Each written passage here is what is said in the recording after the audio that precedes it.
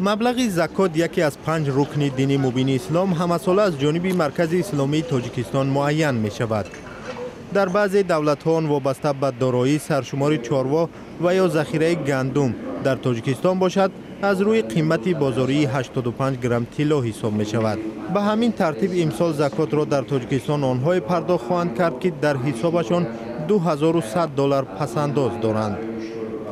یعنی به اصطلاح امروزه بگیم 2.5% بعد گذشت یک سال نفری که 20,000 سومانی داشته باشد و بالای او یک سال گذشت کرده باشد، بعد از یک سال 500 سومانی باید از حساب دارایی خود زکات پرداخت کنند. یعنی معنی زکات پاکیزه کردنی مال و اموالی که دارد و حق فقرا است که باید جدا کرده شود. در شورای علما میگویند نصاب زکات بر راستقولی هر یک فرد مسلمان وابسته است و هیچ نهاد پسندازی آنها را حساب نمی کند. هر نفری که به خدا اعتقاد دارد زکات را در دلخواه مسجد می سپارد و یا این مبلغ را به افراد نادار و نیازمند تقسیم می کند.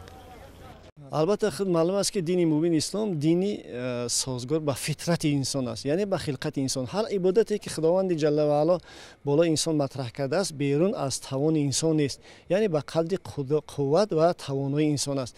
و افرادی که حق روزه گرفتن ندارند و الله سبحانه و تعالی و این چنین در احادیث نبوی و در کتاب‌های فقه معین شده است، خصوصا بیمارانی که درمان ناپذیر هستند، یعنی بیماری‌هایی که امید بهبودی ندارند، آنها بهبود نمی‌شوند. همچنین در مرکز اسلامی صدقه فطر را نیز برای آنهایی که روزه نمیگیرند $32 تعیین کردند. آغاز ماه رمضان معمولا ریجه و ترتیب زندگی تاجیکان را دیگر میکند. خودداری از استعمال غذا در دوام روز به فعالیت طربخانه و قهوه‌خانه و آشخانه ها تأثیر میگذارد. بسیاری ها روزانه به درشان قلف میزنند. بعضی ها به هنگام روزه نامگوی غذاهای خود را کم میکنند و اما برای افطار همه روزه خوراک‌های مخصوص را با مبلغ معین پیشنهاد می نمایند.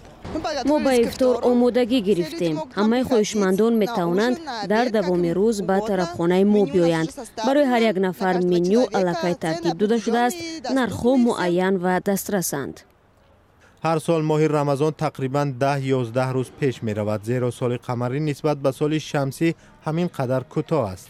امسال روزه به نیمه اول ماه می راست آمد و نسبت به سال گذشته حالا هوا سلقین تر است. اما آب و هواشناسان در آخر هفته هوای گرم را پیشگویی میکنند.